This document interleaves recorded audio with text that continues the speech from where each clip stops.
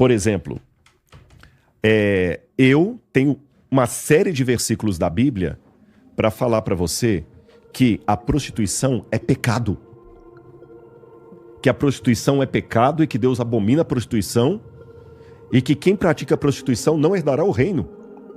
Eu tenho uma gama de versículos aqui e eu vou pregar isso do púlpito e vou acreditar nisso. A ideia de que a criança nasce boazinha, eu discordo um pouquinho da visão de Descartes, que a criança, Descartes, que a criança ela nasce boa, é a sociedade que corrompe. Não, na verdade, todos nós nascemos mal. Santo Agostinho falava que desde criança ele já queria roubar peras na casa do vizinho.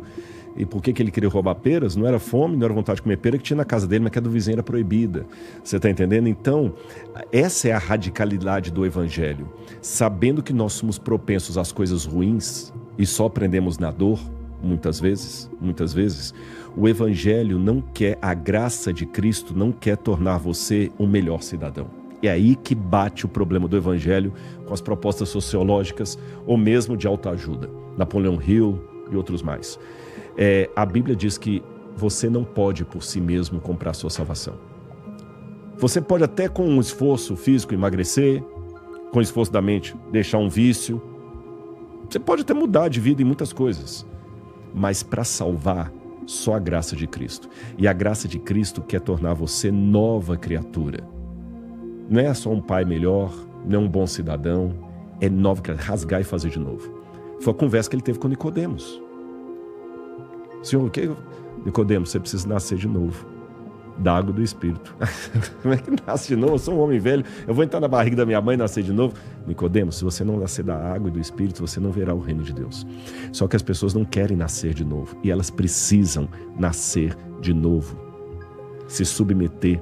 Por isso que batismo é algo que alguém tem que batizar você, não é você mesmo que se batiza, que você tem que ter a humildade de se entregar a um ser humano pecador como você, que te batiza. E aí quando estivermos no reino, aí sim, lá vai ser uma coisa maravilhosa, transcendente. Você citou o C.S. Lewis, tem uma parte nele do Cristianismo Puro e Simples que ele fala assim: se eu encontro em meu corpo um desejo assim pulsante de uma realidade que não está em redor, a única conclusão lógica é que eu fui projetado para uma realidade que não é essa que eu estou vivendo. Porque se a gente fosse projetado só para essa vida, nós não teríamos nenhum receio da morte. A morte é tão natural quanto ir ao banheiro e defecar. Eu discordo um pouquinho. Eu acho que até os seres irracionais, eles têm medo da morte também, vai? Em tese, eles têm medo na hora da morte. Se você vai abater um boi, um cachorro, ele vai tentar se defender. Mas você não tem nenhum animal filosofando, ele não projeta o medo da morte futura. Esse é o grande problema do ser humano, cara, que do Adão lá e da Eva lá comeram o fruto, e agora a gente tem essa consciência e essa visão e a gente fica, né, pensando sobre isso. Mas a verdade, assim, eu entendo. Você sabe que o Pascal diz que o ser humano é um caniço pensante. E a desgraça é que o ser humano é o único ser da natureza, é o único animal consciente da sua própria miséria. Exatamente. E eu fico pensando em que medida que isso daí é uma dádiva, porque para mim parece, em vários momentos, parece mais algum tipo de maldição, sabe? Estar consciente do que está acontecendo, sabe? Tem, quando fala-se, por exemplo, que a ignorância é uma bênção, isso pode ser uma bênção no sentido de tranquilidade, paz e calma, porque não é uma bênção de verdade, né? Mas ser capaz de ter consciência é justamente o que nos faz sofrer, no fim das contas. Exatamente. E o sofrimento que faz ver que não é daqui o seu lugar. A diferença, tudo isso aí o cristianismo apregou junto com o ateísmo. A consciência é boa. Só que o problema, por isso vem a crítica da razão pura, do Kant, onde o ateu coloca um ponto final. Foi até uma vez que eu estava tendo um diálogo com o Pondé, eu falei isso para ele, num podcast que eu participei com o Pondé. Falei, Pondé, a diferença entre nós é que onde você, como ateu, coloca um ponto, a minha fé coloca uma vírgula. Você entendeu? Porque o ateu põe um ponto, a vida é só isso e vai acabar. Eu já citei a exaustão e vou repetir, porque essa frase, para mim, resume o pensamento do ateu. E o ateu que não acredita nisso, ele não é ateu de verdade. É uma frase de Fernando Pessoa, que falou: o ser humano é apenas cadáver adiado que procria. Ponto. Para você ser ateu e coerente com sua descrença, você tem que incorporar isso e viver bem com isso. Que nós somos apenas cadáver adiado que procria. E quando fala na primeira pessoa do singular, eu posso até arvorar uma arrogância. Falar assim, não, mas eu não tenho medo, não tenho medo. Tá, mas e quando atinge um ente que você ama? Você não quer. Por que você não quer? Você deveria querer. Ou pelo menos não se assustar com aquilo, ou aceitar. A gente não aceita. A prova que a gente não aceita, a gente luta até o final.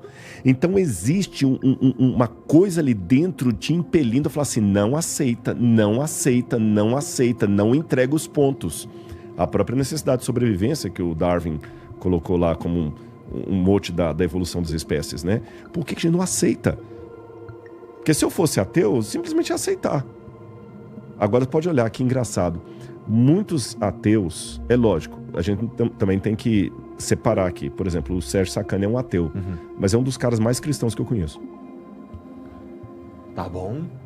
O que isso quer dizer? Eu conheço uma galera que... O Sérgio, e eu tô falando de coração, porque eu conheço o Sérgio aqui e fora daqui. Ele tem um respeito pelo ser humano, um respeito pela vida, um respeito por quem pensa diferente. Não estou fazendo propaganda do Sérgio porque eu estou aqui não, porque isso é verdade. Eu penso isso dele.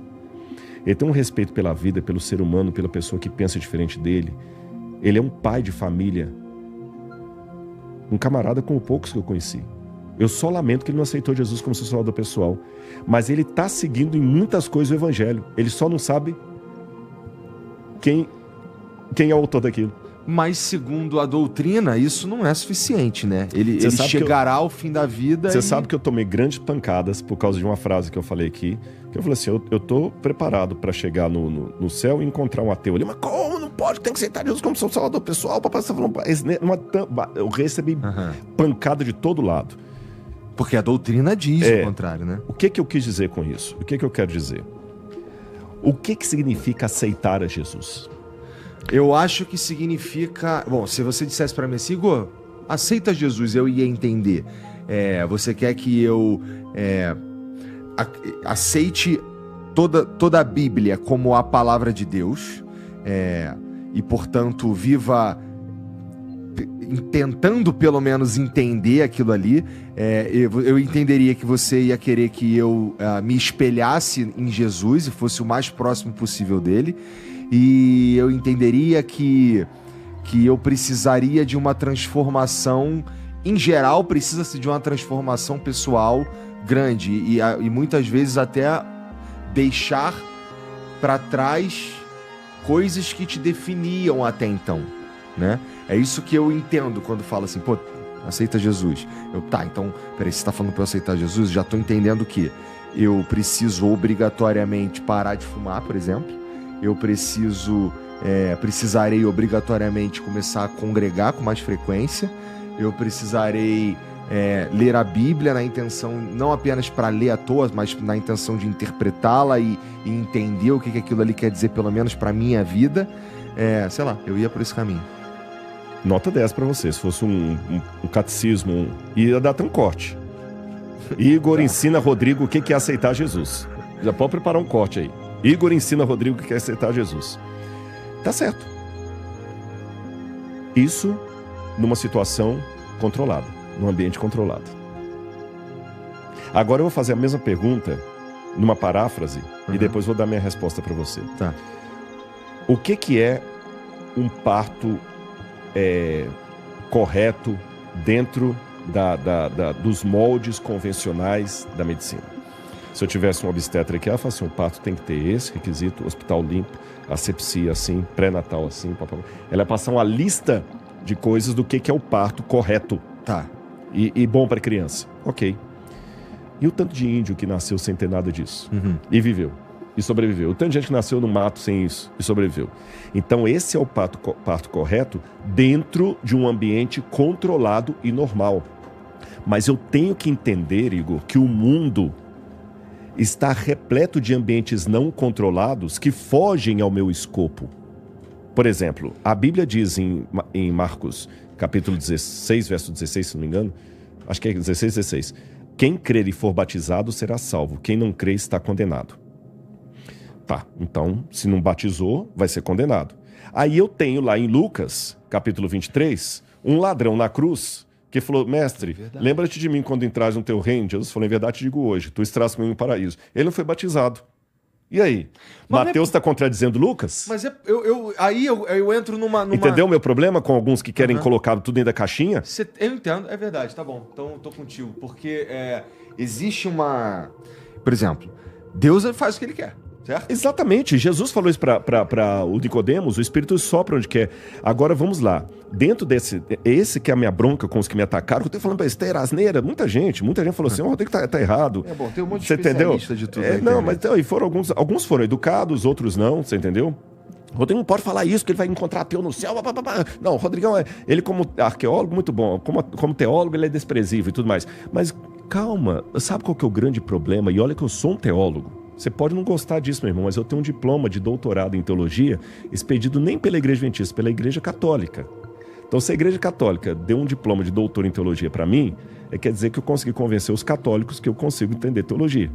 Então, simplesmente assim. Mas eu não estou aqui para dar carteirada nem responder aos haters. Só estou dizendo o seguinte, que no meu mundo teológico eu tenho minha convicção doutrinária muito bem estabelecida. Eu não estou brincando de ser adventista. Mas eu reconheço que o mundo tem realidades muito fora do ambiente controlado em que eu vivo. Entendi. Você está entendendo? Muito. E basta estudar um pouquinho de psicologia ou precisar dos psicólogos e psiquiatras como eu precisei na minha depressão.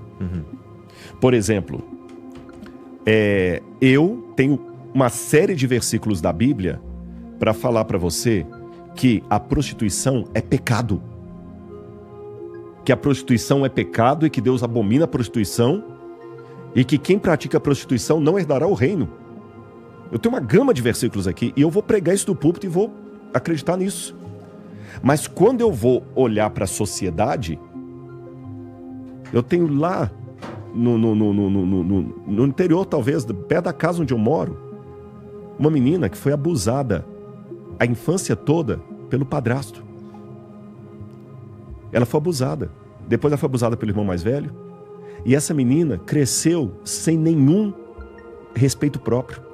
Ela não teve a sorte de nascer num lar controlado como a Laura, minha esposa. Essa menina cresceu apanhando e sendo abusada. E a única hora que ela era amada entre aspas, era quando abusavam dela. Essa menina adquire uma patologia que ela vai para o meretrício.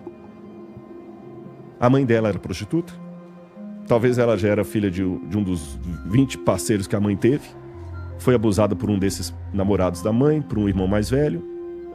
Essa menina não tem dignidade nenhuma com o corpo dela. Ela só conhece aquela vida. E ela vai estar na esquina ali, prostituindo-se. E eu, no meu ambiente controlado, aponto o dedo e falo assim, olha lá, não vai entrar no reino de Deus. E o Espírito Santo vai tocar nela de um determinado momento, que no último minuto da vida dela, ela vai converter. E Jesus quebrou a cara dos religiosos da época dele. Jesus também ia ser muito ridicularizado e rejeitado se ele estivesse num podcast aqui. Jesus falou o seguinte, hipócritas. E falou para a nata do judaísmo, tá? Prostitutas precedem vocês no reino. Elas estão mais próximas do reino do que vocês. Elas estão mais próximas de uma conversão real do que vocês que estão aí guardando o Shabat, não comendo carne de porco, orando para o templo todo dia. Então, eu não estou negociando os princípios bíblicos, gente. Você que não entendeu minha fala aquela vez, eu estou repetindo aqui, eu não negocio princípios bíblicos. Mas eu deixo Deus ser Deus. Eu não estou fazendo nada para tirar a Carmen da prostituição. Na verdade, eu nem passo perto dela, porque ela é uma garota de programa, não quero me contaminar. Sabe a parábola do bom samaritano? Eu não quero me contaminar, né, porque eu sou um sacerdote. Mas aí do púlpito aqui eu fico colocando rótulos que Deus não me deu o direito de colocar. Então tem dois extremos que nós temos que evitar. Tem o extremo do progressismo, que é aquele que diz que é pecado chamar a coisa de pecado. Eu não subscrevo isso. Você entendeu? Não acho que está certo. Tem uma religião muito progressista hoje, que acha que Deus é tudo legal, tudo nice. Você não pode mais chamar o pecado pelo nome, você não pode mais... a pessoa só tem que aceitar Jesus como um psicólogo, não como salvador. Ele não tem que mudar de vida, ele não tem que mudar nada. Deus te aceita do jeito que você quiser e continua do jeito que é. Não, a igreja tem que aceitar todos, mas não pode aceitar tudo. Eu não posso negociar com esse progressismo. Mas eu não posso negociar também com a hipocrisia do legalista, que coloca todo mundo na régua dele e acha que o céu é apenas ele e os que pensam como ele. Deus não me deu essa autorização. Deus fala comigo: Rodrigo, a verdade é essa aqui, ó. Prega isso e viva por isso. Tá, pai, mas e aquele outro lá? Igual Pedro perguntou de João, se eu quero que ele permaneça até que eu venha, o que te importa? Segue o teu caminho. Prega e segue, deixa. E a Bíblia quebra muito esse chauvinismo nosso, muito, em muitas partes, porque ela coloca como protagonistas pessoas que pelo crivo religioso jamais estariam. Jesus elogiou a fé de uma mulher cananeia e de um centurião romano. O que esse contexto quer dizer, uma mulher cananeia? A mulher cananeia, na verdade, era uma mulher do Líbano. Quando Jesus foi lá para o Líbano, é interessante que ele tirou os judeus da nata do judaísmo, os 12, que era o Mar da Galileia, andou com eles mais de 50 quilômetros para cima e foi lá perto de Bânias, um lugar completamente paganizado. E lá ele perguntou assim: que dizem que eu sou? Se você fosse um judeu discípulo de Jesus, fala: pô, Senhor, tirar a gente daqui para perguntar lá. É como eu tirar um monte de crentes assim da igreja da escola dominical e levar lá para Cracolândia e falar assim: quem vocês acham que Jesus é? Pô, quem vai perguntar? Ou para a porta do Lollapalooza, ou do Rock in Rio? É aqui que eu quero perguntar, porque lá nesse lugar, arqueologicamente falando, lá adorava Baal, os bodes dançantes, tinha culto satânico, tinha tudo. Jesus estava perguntando para eles: o que eles dizem que eu sou por causa de vocês? Ah, Senhor, uns dizem que o Senhor é João Batista, outro fala que é Jeremias, um dos profetas. E vocês, quem vocês dizem que eu sou? Porque o que vocês estão falando aí são coisas bonitinhas. Aqui é um recado para os progressistas. Não basta dizer coisas bonitinhas sobre Jesus, tem que falar quem ele é. Os progressistas, o problema é esse: eles querem falar que Jesus é um cara legal, que Jesus é um Deus que não condena, Jesus é um Deus que não julga, Jesus é um Deus que não pune. Jesus é um cara legal, estão falando um monte de coisa bonitinha de Jesus, mas heresia, não estão falando que ele é o Senhor, ele é o Cordeiro que pode irar, ele vai trazer o juízo sobre a terra, ele vai trazer a paz, ele vai trazer a espada também de fogo. E ele quer a mudança radical que você descreveu. Aí ele falou: tá bom. Aí Pedro fala: tu és o Cristo, o Filho de Deus vivo. Ele falou: tá bom, Pedro, você tá certo, etc e tal, foi o Espírito que te revelou isso. Aí ele tira os discípulos ali e num outro episódio ele continua subindo. Aí vai lá para os lados de Tiro e Sidom. Levou ele para outro lugar mais pagão ainda.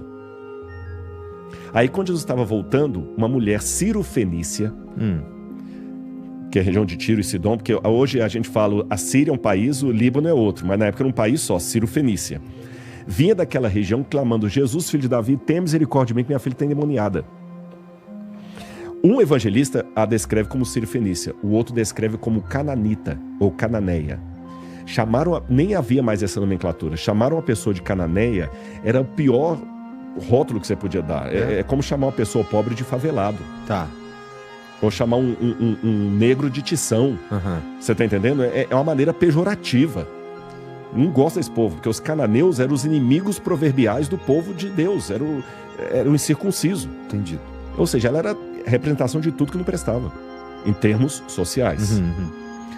Aí os discípulos: o Senhor está incomodando a gente, manda embora. Jesus falou assim: não, manda vocês. Mas ela está incomodando. Mas eu não posso tirar o pão dos filhos e dá-lo para os cachorrinhos, não é? Ele falando para os discípulos. Aí a mulher adiantou e falou: Senhor, eu sei, mas eu estou precisando de sua ajuda. Eu sei que o Senhor não tira o pão dos cachorros, dos filhos e dá para os cachorrinhos, mas os cachorrinhos podem comer as migalhas que caem da mesa do seu Senhor. Se o Senhor me der as migalhas, eu estou satisfeito. Jesus virou para os apóstolos, falou: tá vendo? Seus teólogos de almanaque que ficam colocando tudo dentro da caixinha de vocês. Eu não encontrei em Israel a fé dessa mulher. Vá, filha, a tua fé te salvou, tua filha vai ser curada.